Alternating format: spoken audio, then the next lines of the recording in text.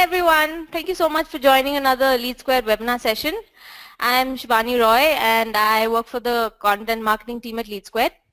So our topic for the webinar today is B2B Lead Generation, 5 levers of sustained growth. And to take us through that is Nattu from Quixell. So Nattu is the Chief Growth Officer at Quixell, which is a fast-growing digital consultancy which is focused on delivery growth to enterprises big and small, and especially focuses on technology. So his core areas include shaping digital strategy with a focus on top-line growth, and he's been using a combination of inbound marketing and account-based marketing to help B2B companies and non-tech areas to up their marketing to a global audience. So thank you so much, Nattu. I know that you've come with a wealth of experience of 20 years. So thank you so much for joining this session, and over to you. Hey, thanks, Shivani. That was quite an elaborate introduction. I hope it didn't bore people out too much. Anyways, thanks a lot. And I've got the cover slide up.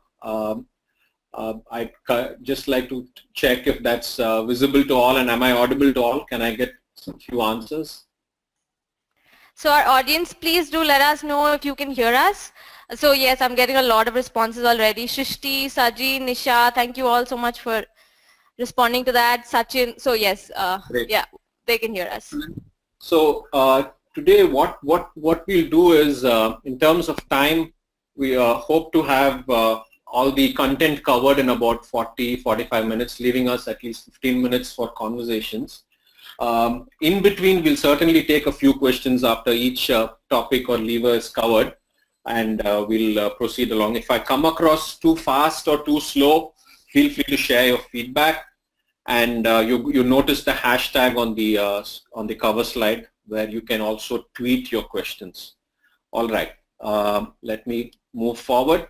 So first, before I dive into this, I want to thank all of you. Several of you have joined in well in time, really impressive, and delighted to be along with all of you.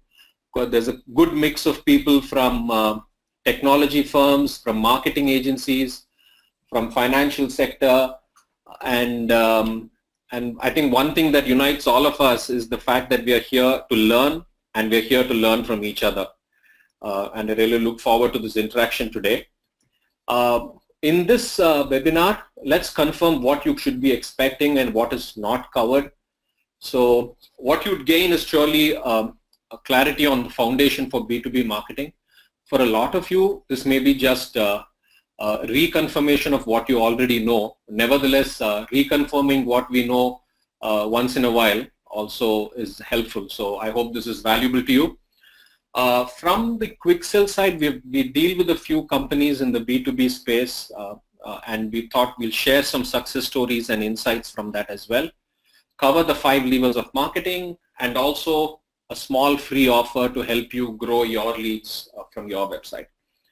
What we haven't covered is specific marketing techniques like SEO, advertising, social media, or email marketing. We have not dived into specific tools that you need for your marketing work. And lastly, we are not covering what would be the cost of a marketing activity, what would be the budgets that we need to set aside, and things like that. Yeah? Sure. Oh, great. Okay, next, let's move on to the next slide. First of all, folks, we all know people talk about B2B, B2C. In fact, I heard a new one, B2G, selling to the government, which is becoming even more possible online through Modi's initiatives. There's several others, but at least let's confirm our understanding of why a mindset that is needed for B2B is considerably different from marketing for B2C. This slide will share some clarity on that. And from a B2C angle, I think a lot of this is something you know. I'll breeze through this slide. B2C is a lot brand driven, while B2B we recognize requires relationships. B2C you will recognize there's a lot of demand pulled through repetition and imagery. If any of you have been watching the IPL, the number of times Vivo and Oppo have been badgering us. It's almost like I can get up in the middle of the night and say Oppo and Vivo without being prompted to say anything else. While in B2B, we always create pull through engagement. We take a small piece of work, we do it well, we delight the client with service and expect them to come back and give us more. In B2C, like if I were to decide, last week I went into a retail store, looked at a fantastic piece of, there was a strawberry yogurt from Milky Mist. I'd been advertised to by them on the Shatabdi train multiple times. And then I saw this, picked it up, paid for it, consumed it, done. No one else was involved in the decision. While you recognize in B2B there are more than one person involved. We'll dive deeper into that in the coming slides. B2C sales cycles are very short, days to weeks, while in B2B it could be months to quarters. B2C, a lot of the decision is emotional about how it appeals to me, the act, how do I look when I use this product. Impulsive purchasing decisions are all possible in B2C. But people tend to think B2B is rational, but we want to strongly strike it out and say B2B also has emotional angles to it. Recognizing what ticks in the mind of the buyer is very important to understand. Many times buyers buy because comfort, because of confidence, because they will look good inside the organization. So many things drive a B2B purchase that is beyond rational, and that's very important to understand. Am I audible so far? Yes, you're audible. All right, great. Okay, fingers crossed to keep this going. Now I'll move on to the next slide, which is people wonder if marketing is important in a B2B context, because many if you take a machinery manufacturing company, or if you're looking at somebody who's into the selling products to big industries, people think you have to reach out to the purchase manager, have referrals, relationships, you should have conferences, but where does marketing come in? The answer to this question would have been very different 10 years ago to today. And the statistics in the next slide will tell you why it's different now. Are you able to see the slide, the statistics that tell a story? Yes, we can. Yeah. Okay, so first off, 51% of B2B buyers look at content online before contacting a sales representative, and 73% of respondents view a case study during their research. So think of our situation, right? We need a vendor who will do security software for us, and your boss says, take a decision and come back with some ideas and the choices in the next half an hour. Whom do you turn to? Any answers on the chat? So guys, please do respond. So Shishti says online. Yeah. Yeah, then another Anita says Google, Disha says Google, Nisha says internet, John says Google. Absolutely. I think you're making my life easier today. Okay, we've got another answer. So Ankita says review websites. Review websites. And a lot of them have said Google as well again. Yeah. So LinkedIn. I think yes, you've nailed it. You've nailed it, guys. So Facebook, Quora posts. There you go. I mean, I'm getting new ideas today. I hadn't Okay, thought of it. another one's Wikipedia. So yeah, got a Capterra reviews. Wow, so very enthusiastic audience today. And it's brilliant, right? I mean, you don't end up turning around calling a friend or someone else. It takes so much time. This is far easier. And this is exactly why B2B marketing becomes relevant. Uncle Google looks over all of us, and it's important that we make our content visible in the eyes of Google as well, like most of you have pointed out. So the need for creating content and positioning it in front of buyers who may be searching for solutions in the various online forums, starting with Google, is clearly a job to be done. If you want to call that as something will be done by the marketing team, there you go. The need for B2B marketing is established right there. So before I move to the next question, can I get the first poll question out, Shibani? Yes. So guys, we are running a poll now. So what you have to do is just click on the screen for the option that's relevant to you. So just click on the screen, please. Yes, so people have started voting. 6% have voted, 8% have voted. So I can tell you at a glance, generating new leads has got about 57% of the votes. Converting leads into deals has got about 49, and creating awareness has got about 19%. So generating new leads has got the highest. It's 62% as of now. 78 people have voted so far. Okay, okay, that's good statistics, and not surprising, given the mix of people here is more marketing oriented, and most of our KRAs are around the leads and awareness. Mm-hmm. And that is the biggest impact that marketing does create. So it's also very good to hear that a lot of people recognize that leads to deals is critical, and marketing doesn't lose sight of that. We can't toss over leads to sales or the business teams and declare that our job's done. You got to see it to finish, and I'm glad to hear that. Thanks for that, Shibani. We can continue with the slide deck. Yeah. So okay. We said, thank you. We talked about people searching on the internet, and who is this bloke who's searching? I need to know exactly whom I need to sell to, and the answer is buyer persona. And like the slide indicates, it's not just one individual. One individual appears clearer in the focus in this slide, but there are others who are in the mix who participate in decision making. So to simplify discovering who your buyer personas are, we've got another slide here and a simple acronym. What we apply in Quixell, we call it DICE your customers. Discover who they are using this acronym. So first, D stands for a decision maker, person who's responsible for the solution. I, influencer, somebody who suggests or recommends or has seen this elsewhere and believes in it. S is sponsor. You could recognize them as the finance department, or the person, the chief finance officer, whoever takes the decisions, and whoever signs the check is the sponsor. And E is the, rather than calling them user, we'll call them experiencer. So we'll take an example now.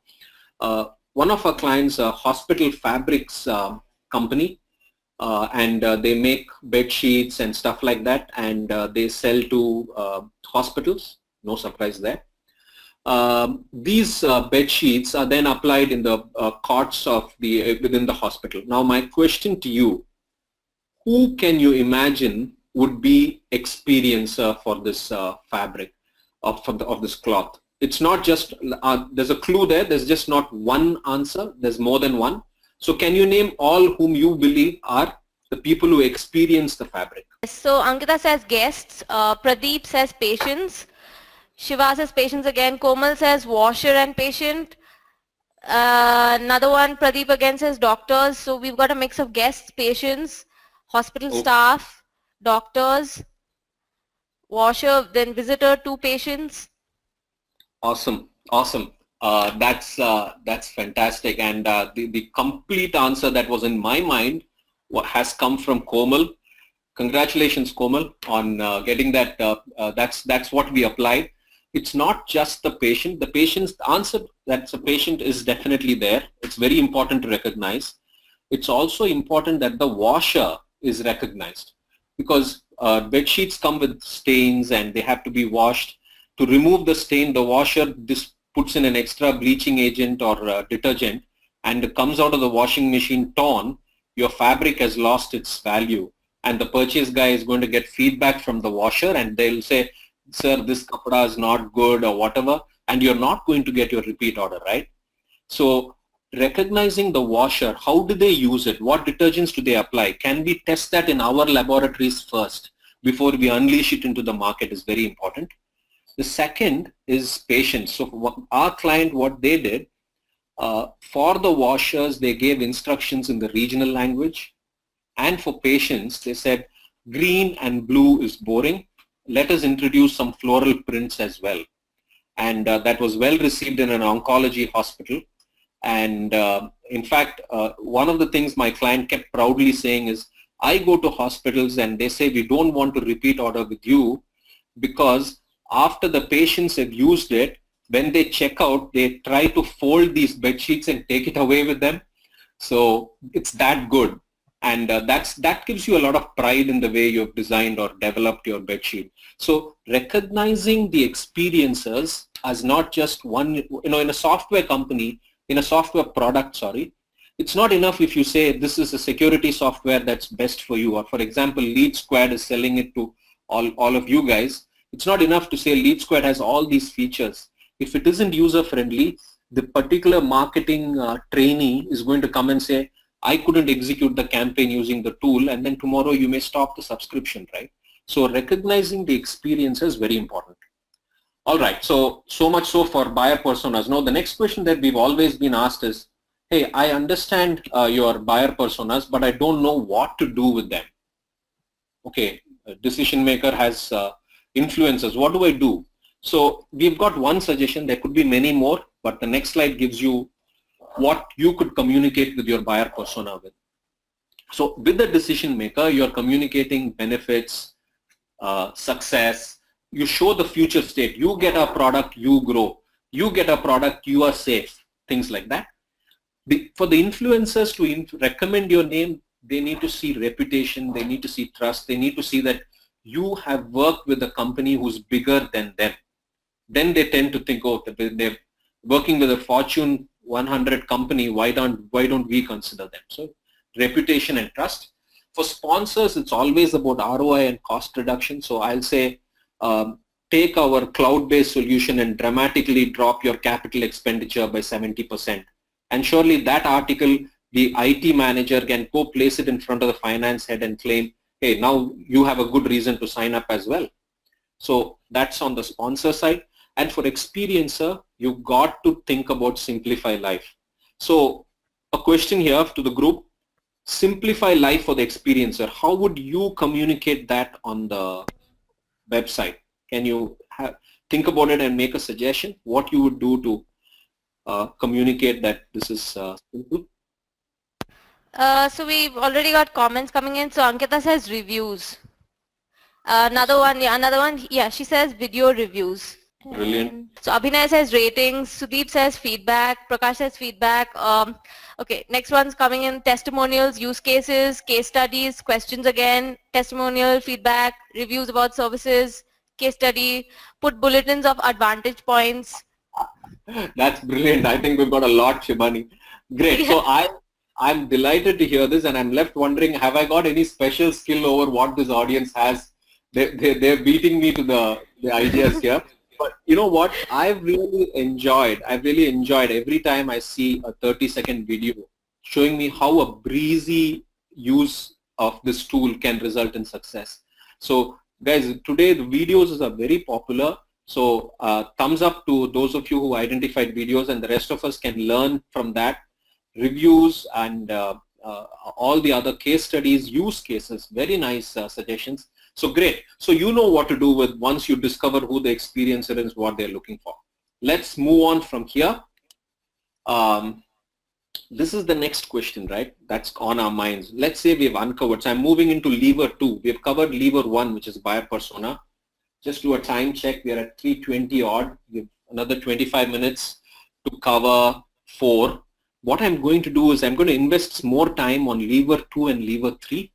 And lever 4 and 5, I'm honestly going to breeze through, guys. You can always reflect back and look at the recording if you want to, if it feels a little fast. But 2 and 3 is what going to give you maximum bang for your time when you've already mastered one or demonstrated that you're already comfortable with one. Okay, so second one is how close is this person to buying from us? And I wish the answer was like this. So what do you think is the most impactful way of communicating? What does this image communicate to you? If I may add, it reminds me of Chinese Whisper, the game we used to play as children. So yeah, Komal says word of mouth, Jinu says face to face, then Neelam says mouth publicity, another one says reference, telephonic, building a direct relation. Yeah, we don't even need to go any further. The answers are already out there. Social Excellent. media, yeah, so a lot. A good listener, face-to-face meeting and social media connections. Yeah, they're all bunch of comments that have So come in on. fact, if I were to, standing next to each other, we would have asked more questions. But in the interest of time, I'm going to hold off. And there was a lovely answer in there. Whom do you think is the seller in this two faces? Who is the seller? First one, the influencer, the listener. The second one, listener. Second one, listener. Awesome, guys. Thanks a lot. I think I'm speaking to a very enthusiastic audience who got it right. So it's Also got important. someone saying both. Brilliant. That's correct as well. So you got to play those roles, right? First, you got to start with listening. We all know when we're doing marketing and keyword analysis and search engine optimization, we need to listen and understand what the company is about. Then we need to write content about the company. So it's both, but don't forget the listen element. We all tend to think we are on the left side. We ought to be on the right side ever so often. Good. So word of mouth is very powerful. Face-to-face is powerful, but not every sale can happen this way. So that brings us to the next question or the next lever. We ought to set up a sales funnel. So what does a sales funnel look like? I want to just pause here because a client of mine said, I have 25 opportunities and I just closed one. My biggest challenge is closing deals. And then we did a bit of an audit and discovered 2 out of 25 were truly looking for a proposal from them. The rest 23 weren't. And how can we call all 25 as opportunities? This is just a poor definition of terminology. So it's very important that we as an organization define our terms and agree internally. That's why you've got set up your sales funnel is emphasized there. Before I dive into what it is, can we bring out the second poll question, Shubhani? Is this the right time? I'm going to launch the poll. So guys, again, like last time, please do click on the option that is most relevant to you. So is your website helping generate leads? So please pick the option that's most relevant to you. So yes, we've already got a lot of answers coming in. So far, 55% have said we get occasional inquiries. Right. 38% have said yes, we get quite a few leads from the website, and 8% say that it is an online visiting card. Awesome. Awesome. The world is maturing upward. Where we need to be is in the top point to be able to emphatically answer a yes. But it's maturing. Five years back, we were all just building vanilla HTML pages. Now we've got interaction. Now we've got personalization. We've got tools to analyze what pages are catching attention and what aren't. So yes, there's great. That's good insight. And we will address this topic about generating leads down the line as well. So thank you for that, Shubhani. All right. Yeah. Okay, so on to the sales funnel, right? Now, the first, I want to tell you about if you were a small startup, you don't want to boil the whole ocean of sales funnels. You got to keep it light. You got to keep it simple. And the next slide reflects that. If you were a small company running maybe a one person doing the marketing and one person doing sales, or the founder doing both, at least when you're communicating to the audience and to your board, to your funding team, you need to talk a language that is consistent. And here is one suggestion. You recognize a person as a customer as a visitor when they have just visited their website, either by looking at your conference, getting your business card and arriving at your website, or discovering you online and getting led into your website. The next is a lead. A lead is any visitor who shows interest and provides their contact details. But do not forget, also fits in with one of our buyer persona. Because most often than not, if you're putting out how to use security software, you'll find a bunch of unemployed individuals going in and fetching that data to prepare for an interview, for example. Nothing wrong in that. You need to build that community, but don't consider them as a lead. Okay, so that's a lead. The next is opportunity. So the same person has a clear requirement and is asking for a proposal from you. That is a fair enough point to declare the client or the individual as an opportunity. Finally, of course, a client is someone for whom you're delivering tangible value. but remember, you're also getting paid for it. Most often in our startup scenarios, we may do work, not be assured of payment, to build credibility, reputation, free trials, whatnot. You might not want to declare them a client, but as a previous state to a client, as a trial client or something like that, if you want to give it a name. All right, so this is for a single person army, but if you are truly an organization like the ones we work with, it's more important to define interim states. So here's something a little more elaborate. So if you've got marketing and sales teams, I'll pick the new ones we've introduced, what's called a marketing qualified lead, a sales qualified lead, and then opportunity and client. So as the terms indicate, it's fairly self-explanatory, right? Your marketing recognizes the buyer persona, fitment is there, you're shown interaction, but a sales qualified lead is one where there is a meeting that happens with a business development executive or a sales manager, and a conversation has begun. They're saying, hey, we like to know your company more. We don't have to ask you for a proposal today, but we like you. We know you. We like to know you more. That is good enough to recognize as a sales qualified lead. And in the opportunity, we have thrown in some jargon. This is coined by IBM, called the BANT criteria. So you check whether the person or the company has a budget, the individual you're speaking to has authority, is there a need clearly understood, and do they have a timeline within which they need to solve that problem. All right, so without much ado here, I'm going to show you what a sales funnel visual will look like.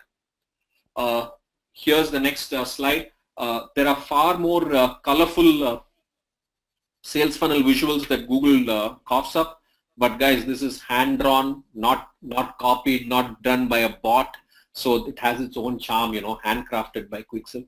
So, all right, so this is, you see this funnel. It's important to visualize the funnel all the time. You know, it's just write text, it's boring. It's important to visualize, put out a board, a chart, write out your numbers. Say you have in this month acquired 23 leads, 1,300 visitors, 15 got marketing qualified, blah, whatever be the numbers, put them and then present this in your quarterly review or a review with the sales teams.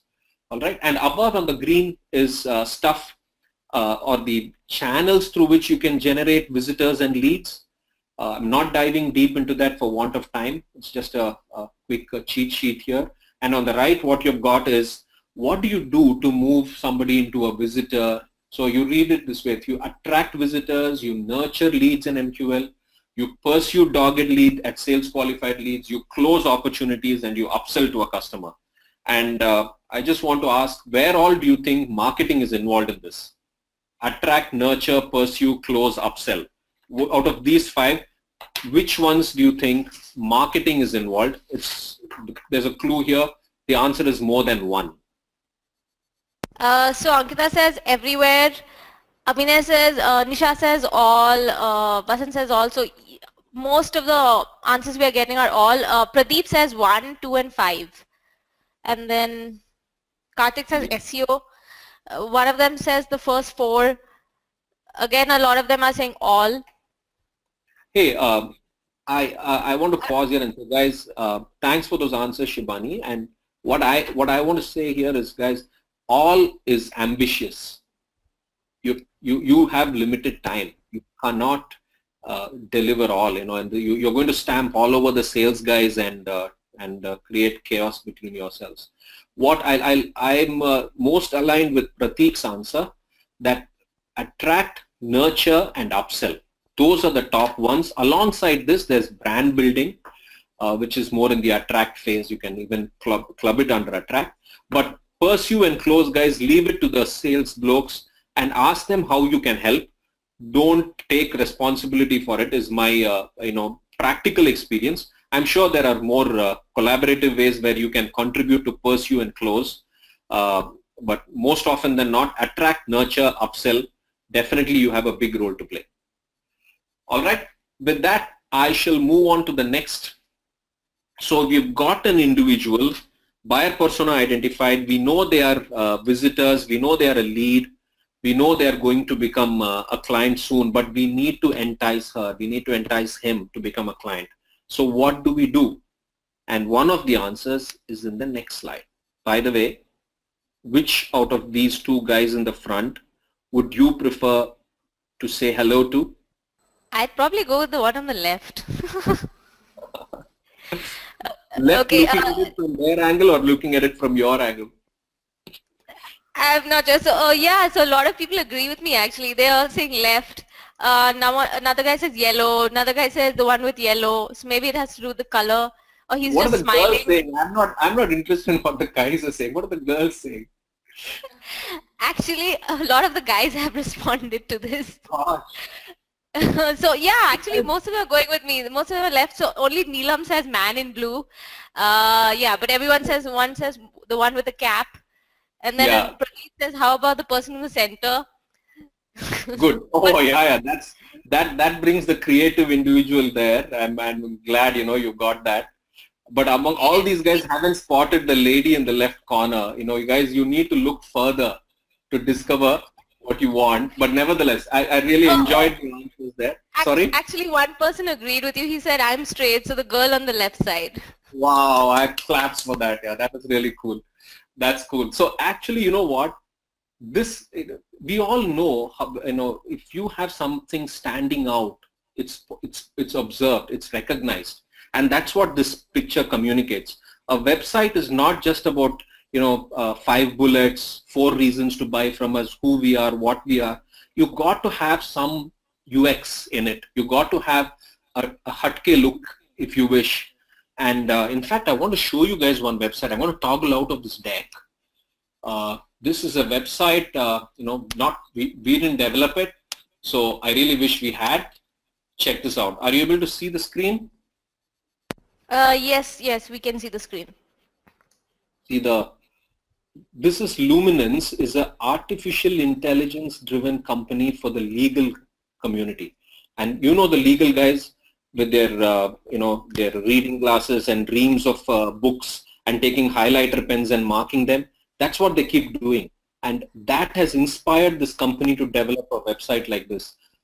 I never forget this company, when I've seen it once, it stays in my mind. So that's just it's not what I wanted to show. Okay, so back to what we need to talk about. So are you back to the slides? Yes, with the men, yeah. Okay, all right. So we have to get something unique. That's definitely given, definitely engage creative design. But on top of creative design, you've got to communicate value proposition. So what is that? We've got some 5 quick indicators of a selling website. Okay. Here's the 5-point checklist. Go ask yourselves. First one, what problem do we solve for our buyer persona, right? That's for whom. And once we know we solve them, is there a way we allow them to communicate to us? We have lead capture forms. Get the hygiene factors done. We've got to be mobile first. You'll send out an email campaign. I will be in an airport. I'll see the email, click, I'll go to the website, doesn't load cleanly, you've lost me. So mobile first, get Uncle Google to find you, and also be performance assured, very important. The next thing is something we find people end up doing. They create a great website. It's a huge process, almost like delivering a baby. They spend 3 to 6 months doing it. Done, forgotten. They never ever come back to cleaning up the website or improving the website. That is a cardinal mistake. You ought to have quarterly listen and improve.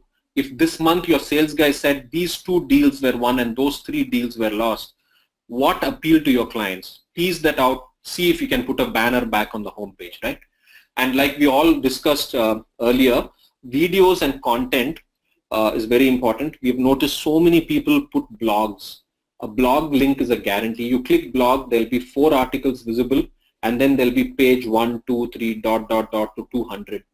Are we thinking we are Google that people are going to go to page 10 and discover? I don't do that in Google either. Why would I do it on yours? So a way to bring prominent content, popular content, and showcase it. And think of ourselves as a shop. We've got a glass window and people are walking by. You want to put your best stuff out there to entice them in. So feature good blogs, good videos on your homepage, in your blog section, popular posts to be brought out more clearly rather than on the right bottom corner as a 10 sentence. So there's a lot of art and science to this, and it would be good if you can invest some of your time into making that happen. we know that people are hard pressed for time. You all are busy lives and there are 100 other things you toggle with. So we've got a suggestion here. We've made a free offer to get expert, and I'm putting it in quote unquote, so it's take it with a pinch of salt if you wish, but yeah, you can get some advice on turning your website into a sales tool. We've put out a short link. I think Shibani, you're going to put that link in the chat section as well, won't you? Yes, and I have done it already. Yeah. Awesome. So you guys can go and fill this form. What we intend to do is at least we'll take your email address and put into our email subscription list and keep blasting you mails every morning. No, I was joking, right? So we actually will want to do some good audit on the on your websites and give you good recommendations so you can get to start selling even better from what you're doing right now. Quite a few have said sparing inquiries or online visiting cards. If you wish to strengthen it, do take up on this offer. All right. So with that, I'll move on. I want to continue further. I think these are the top 3 levers we wanted to cover. I'll move on to the next one, which people keep asking. Do we have to? I've got 3 polls. I think we've done 2. Is there a third one you can pull out now, Shibani? Yeah. So actually, the third one's about marketing analytics. So if you want, I can pull it out. But maybe do it after this one. I'll cover this ground and then let's clear lever 4 and then bring out marketing analytics. Okay, thanks. So this is the 4th thing that I want to talk to you. Everybody will ask you, or you get hired in an organization, or you go to your CEO, they'll ask, what are the top marketing tactics you'll try? What do you believe in? Right? Hey, I believe in SEO. Then the CEO says, what guarantees do I get? So there's a lot of such difficult conversations that go on. What we say is, guys, honestly, we don't know. We don't know what's the right tactic to try. Do we know the laundry list of tactics? Yes, I'm sure we'll all come up with email, Facebook campaign, this, Facebook campaign, that, video campaign, and SEO, PPC, blah.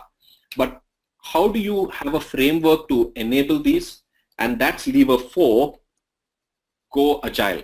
So what we're saying is, in your organization, as a marketing guy, never ever take pole positions to say, I believe SEO will work for us. Say, I have strong confidence the SEO will work, but proof of the pudding is in trying it out. And we need an agile environment to try. And what is an agile environment? One that is quick, flexible, cost effective. That will appeal to your finance guys for sure. But agile, there's a little more, and I've just elaborated in the next slide. First thing is, in an agile environment, you'd be running experiments. So you'll say, somebody will walk in and say, Facebook is a very powerful tool. We'll say, okay, can you help us decide what should be the campaign, and can we run one for 3 weeks and know if that's catching attention? We all do this, right? We have a popular blog, put it on Facebook and see if people are clicking on it. You can get that tested in $2,000. If the click is too good, then put 20,000 rupees on advertising on Facebook. Otherwise, shut it and get out. So what you've done is, you fail fast, you fail cheap, and you fail safe. Then you find one winner, pour money into it. So that is run experiments. The second section, what we're saying is, work in an iteration. I'm actually sitting and running this webinar in a client's office. And this same client taught us something inherently, we're going to use it as a mantra, which is daily action, weekly movement, monthly progress, and quarterly results. So don't ask for results tomorrow morning, dear CEO. We will deliver results. We are focused on it. If you ask me, did I optimize a blog today? Sure, I did. But did we get a lead out of SEO today? I can't guarantee that. So having that attitude and winning this mindset within the organization will allow you to run several experiments and get a lot more victories than what you get. So when we interview and talk to more successful people in marketing, they all say, these 2 things worked for us, but we have tried 20 things before we hit upon these 2 goldmine methods of lead generation. So that's why Agile is very important. I just want to pause and ask, are there any questions that are coming through? Am I appearing fast, or is it pace all right? It's okay actually. I think we can just take up all the questions towards the end, because you're almost done with your slides anyway. Okay, good. All right. In terms of time, I wanted to wrap up in a minute and open up for questions, so maybe we'll take 3 or 4. Okay, we'll move from here. This is a question, a leading question. The answer is not going to be no. So can analytics help me get leads? Before you dive into answering that, I want you to look at the next image. You see a dolphin diving up, right? And that is how, this is the digital ocean, guys. And this is your website. Dolphins jumping out are leads. And where do you think the other dolphins are? Any reactions? Actually, one person saying it's a whale. But Okay. yeah, so Abhay says down the sea, Ankita says underwater, and then Kushal says where there is food. Okay. Komal says hidden. Yes. And then Karthik says following the one ahead. Guys, Others are ready to jump. Yeah. Okay. There wasn't one correct answer. I was just wondering if you're all awake. Looks like at least 8 or 9 hours, so that's good news. A lot are, yeah. Okay, good. So what we're saying is there may be a lot of dolphins swimming right beneath the surface or whales going right beneath the surface. Our job is to recognize them and give them offers to jump out. And the more you understand through analytics why they're jumping out and who's jumping out, the more you can entice others to come in. So analytics is crucial. And the next slide, and this goes a little beyond the edge of my understanding or day-to-day use. My team insisted on inserting this because their analytics expertise has to be shown. So I'm just going to tell you that this is all this analytics is very important. Okay. So very simply put, 66,000 odd came to the home page and 2,000 odd landed up in the checkout page. Not that 2,000 bought, 2,000 landed up in the checkout page and 141 bought. That's how you read vertically down. And then there are channels that introduce, and through this you will know what's working, what's not. So lead funnel visualization, that's the key term. If you aren't doing it, you ought to do it. So I've got to ask a poll question. I think I missed out on asking that. Maybe can we bring it up now, Shibani? Yeah. So there you go. Here's the last poll. Actually, we have another poll. Let's see. But so the question is, do you use analytics for marketing performance?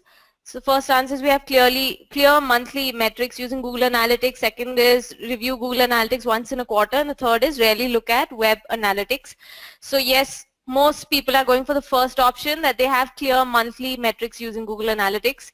21%, 22% have said that they use it once a quarter, and about 16% say that they rarely look at it. Okay, good. Thanks. And all of this indicates a growing maturity. I want to also leave you guys with a thought that there's something even more exciting that's on the analytics world that's emerging. We all know 98% of our visitors do not convert into leads, right? Only 2% fill up a form or contact us or call us. So these 98%, quite a few could be people who are looking just window shopping, never bothering to buy. But there could be a significant number of people in the B2B world who are interested, studying our website, but not sharing their contact details. For example, the head of security has asked the security IT manager to do some comparison of 2 tools, and they're studying our website as one of the tools. They don't have to leave contact information. They have to cull out articles and go back and present to their boss. So a new suite of tools are emerging which are allowing you to discover not necessarily who's visiting, but which corporate they're visiting from. So for some of our clients, we switched on these tools to help you understand, okay, I've had a visitor from Pepsi, I've had a visitor from Tesla, and you don't know the individual, but you have a fair guess that it could be the security, head of security or IT security manager, because you're selling a security product. Then you run down quickly to the LinkedIn alley, do a bit of search, pull out 5 candidate profiles who are at director levels and send them an email. You'll get some insight. So there's a lot we can do with visitor analytics, and that's a specialization that Quixell is working on. If you wish to leverage knowing in a B2B world, knowing the visiting corporate is a very powerful insight. So if you'd like some of that to be spun up for your company, you're welcome to reach out to Quixell. All right. With that, I'll move on to the next slide, which is multi-channel funnel grouping. Another, kind of a four-letter word for me. But nevertheless, it's very powerful, very impactful, and guys, data is decision, data is money. So all of you, like I wish to embrace this, I'm sure you would also love to do that. So the more we learn and manage data, we are going to be more successful and create great impact for organizations. With that, I would like to bring a view of the future. That's the last slide on my content here. So here's what we portrayed as the road ahead. So wanted some reactions from the group. What does this bring to your mind? What are your first reactions when you see this slide? So Rajiv says bumpy road, Harmeet says traffic up down, Giri says reach the top, Nisha says opportunities are endless. So another says a never ending path, long way to go, smooth and bumpy, roller coaster, trenches we don't see, narrow road, long way to go. Does no one think of a road trip when they look at this? Because that's what came to my mind. Highs and lows, that's another one. Nice Many one. ups and downs to reach the peak, endless opportunities. Now another one says long drive, another one says pleasure trip, miles to go before the city sleeps, move on. Oh, nice. This is brilliant, guys. This is yeah, there's so many. Oh my God. All right. In the interest of time, I will pause and share my views here, and it's a beautiful scenery. As you drive down this path, we have to enjoy the woods. It's up and down, so life is never firm, but that's the charm of an uncertain future, where you can actually explore and discover. So this indicates that you got to cherish your ups, and when it's not going your way, it's going to surely come back up if you persist. We've realized that persistence is, we all know how important that is, it looks like somebody has laid the road. So it's not that we are charting uncharted terrain, right? So it's important to enjoy, communicate, connect with each other, and learn from each other. So with that, I'll close presentation from our side. There's one poll question. I don't know when you want to administer that, Shibani, and there are questions that we are happy to take over the next 9 minutes. Okay, maybe we can actually do it now, and then we can quickly move to some questions. So guys, don't worry, your questions will be answered. You can always reach us on email as well. So Nattu, should I just launch the poll then? Yes, please do. Right. So guys, please do let us know how you'd rate the session. Let us know over there. Just tap on the option that fits what you think happened. So far, yeah, we're getting 5 stars, 39% 5 stars, and 51% have given us 4 stars, and about 14% have given us 3 stars. So we haven't got 1 or 2 stars yet. So that's very nice and encouraging. Oh, there's a cute crowd. Thank you so much. You've been very polite with me. I'm sure some of this would have been boringly repetitive for you, and I'm really thankful for being encouraging. But there's always learning in criticism, so I definitely welcome that. And if you wish to have conversations about what you agree, disagree, or you wish to communicate differently, feel free to write to us. There's no right and wrong, but as long as you enjoy the space, there's more to uncover and learn. So thank you so much for that feedback. We'll then head over to the questions. So Abhinay says this was in the slide when you were talking about certain tools and metrics. So he wanted to know if you were talking about BI tools. I'm not sure I fully understood the question. What I understand is you're asking whether we would discuss any BI tools in this webinar today. He says BI tools for capturing data. Yeah, so I talked about leads getting uncovered beyond, just visitors getting uncovered beyond leads. So there are several tools beyond Google Analytics. One of the tools I'd certainly suggest you take a look at is called Lead Forensics, which is an intelligence tool, fairly expensive, but they declare that they can even become alternative to analytics, Google Analytics themselves. So yeah, so I hope that addresses what you've asked. Okay, moving into the next one. When you have B2B and B2C audience on a single website, how do you differentiate? That's an interesting challenge. I don't have a templated answer for that. We have one client where we had consumers buying and there were industries buying in bulk, it will be great if we can lead the different buyer personas to different microsites within the website. At least, if you're 80% consumer, 20% B2B, give an institutional page and wish to buy in bulk, reach out to us.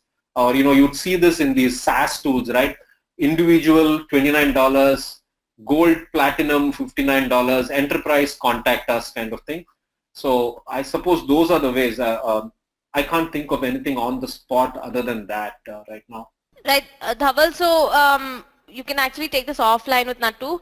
Then another question is, how should we define the handoff between sales and marketing? Hey, that's a great question, guys. And that's something I wanted to talk in that Agile slide. Handoff is important. Even more important is collaboration. We find that most often marketing and sales are polarized and they are always at loggerheads. The word agile, one of the pulse check of whether you're truly agile is whether you in marketing are able to collaborate with your sales guys. They had a client where there was a lot of conversation whether a webinar registered person is a lead, MQL or SQL, and a lot of back and forth email conversations. I picked up the phone and told the sales head, you call the shots as to what you want to start working with. We are here to help you. And that completely changed the angle. It was no more my territory, your territory. Sales has a tough job of being your field army out in the battlefield. Marketing typically provides air cover. So you provide air cover where the army wants some. So if the sales guy says, anybody who fills the webinar, I am happy to make a phone call, take it from there. You don't touch it any further. At that point, you hand over. If they say, hey, I'm short on time, man, I cannot be calling everyone. You nurture them, see who's responding to emails and then give me a filtered list, or you do an internet search and see who are billion-dollar companies and give me only billion-dollar companies to call, then we ought to do that from marketing. So it's important that we have a tailored approach with the attitude of enabling sales, not going to the CEO, hey, sales saying this, I'm saying this, you make the decision. That is counterproductive. Okay. In continuation to that, so what exactly should the collaboration be between the marketing and sales team? Any specific area to focus on? Hey, that's a very good question for me because we've been dabbling with that now. One of the big things is content. We find marketing guys have a habit of going to Google, doing keyword planning, discovering keywords and deciding content shall be written around that. That is just half the side. You're looking at the coin from one angle. The other side is if you hand over that article or content, can your salesperson hand it over to your potential client or to your current client to upsell and say, here, look at this article, see how towering and beautiful content we have written in your problem space. Do you want to give this business to us? So is your sales guy proud of handing over content? So do you know what your sales team wants? If your sales wanted 3 case studies and meanwhile you're writing a thought leadership article, you're missing the point. So content is a great place to collaborate. The second is the quality of leads. I know HubSpot, right, whom we all admire. They have some like 14,000 leads in a year and I am one of their leads. I don't know if I'll ever end up using the HubSpot tool given that I'm running a webinar with LeadSquared. But all said and done, sorry, was there a interruption there? No, not at all. Okay, good. So definitely look at quality of leads and make sure we are collaborating with sales and saying, directing them leads that interest them. So having that feedback loop, knowing where we lost deals, where we won deals, and changing the messaging on your banner on your websites. So I think we've pulled out 3. I'm sure there are more use cases if you choose to listen to your sales. Okay, moving on to the next one. Would you recommend a marketing-led sales organization or a sales-led marketing organization? Okay, this sounds like would you recommend Democrats to be in power or the Republicans? So the answer is I don't have a recommendation. It gets formed. If you take a company like, let's say, Coca-Cola, the sales guys are very powerful. They say how we put below the line advertising. If you talk to the sales guys, they'll say 85% of the population is of the Coca-Cola employees are ours. We spend 50% of the marketing budget, and we also take care of sales, while marketing does only 50%. If you look at Myntra, they'll say marketing is everything. Attitude, Virat Kohli, blah blah, all of that comes in, and it's pull driven. In a B2B environment, I honestly don't have a firm answer as to which way. I think it'll get formed, and you need to dovetail in and make your presence felt. I think marketing starts with a smaller footprint in B2B, and it's gaining huge momentum. Earlier, if you're 10 years back, 80% of the sale was through the sales alone. Marketing had nothing much to do other than print brochures and stand in conferences.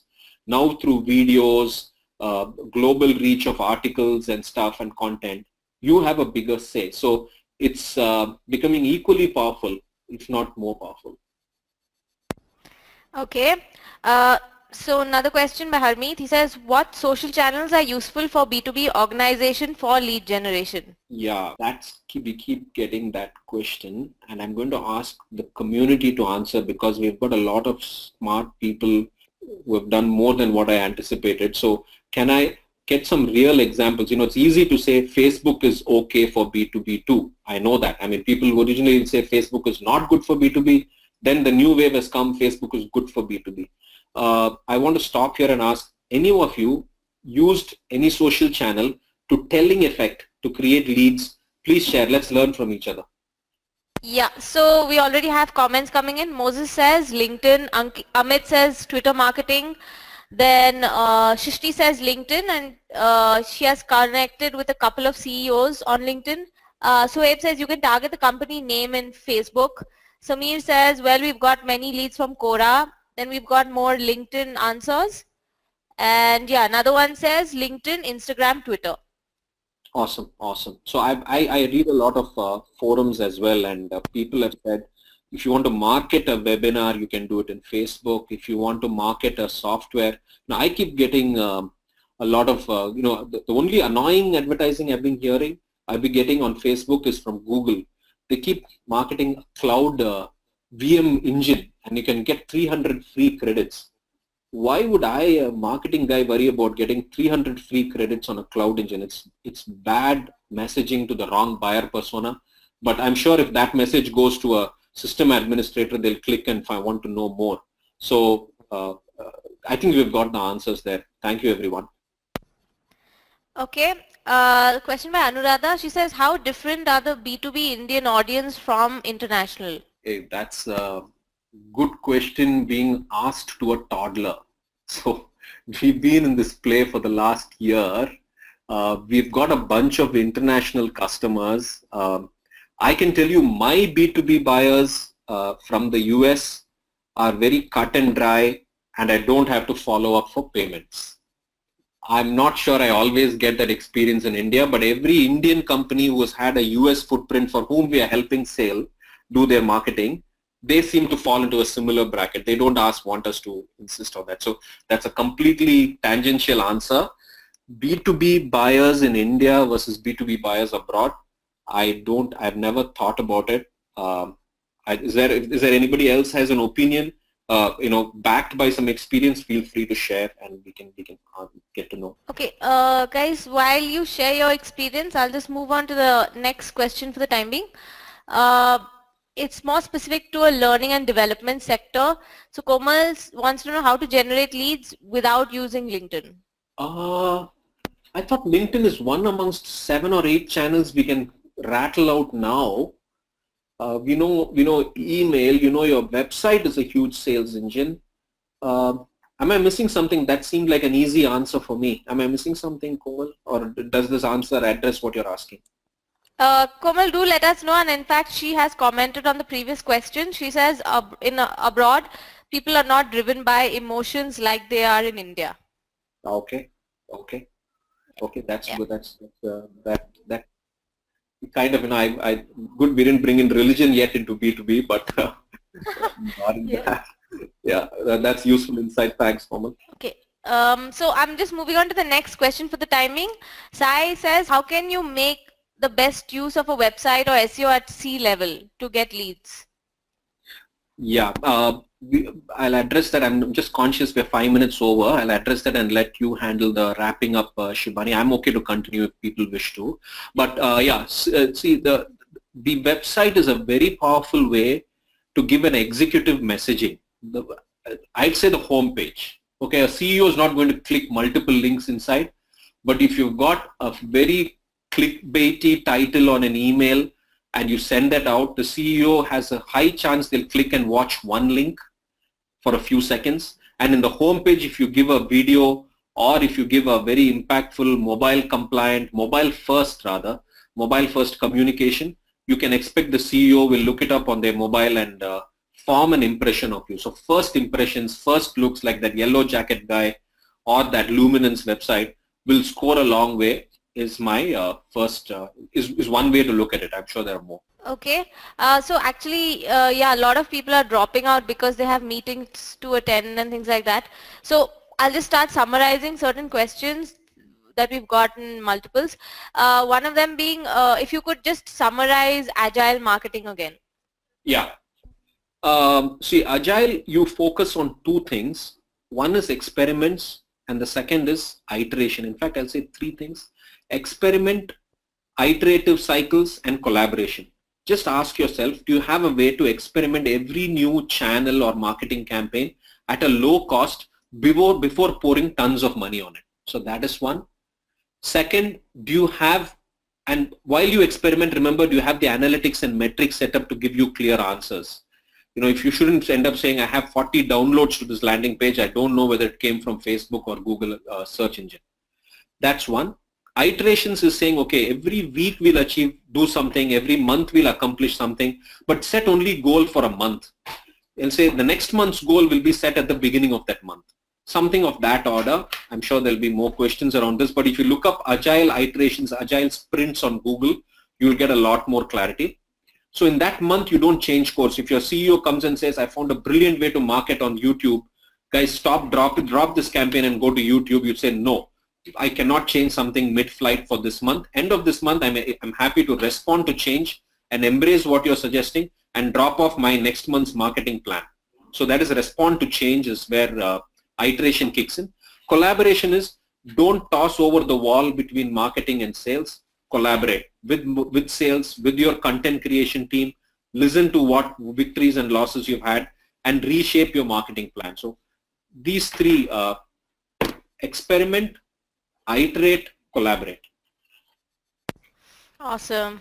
And a lot of people agree with me when I say that.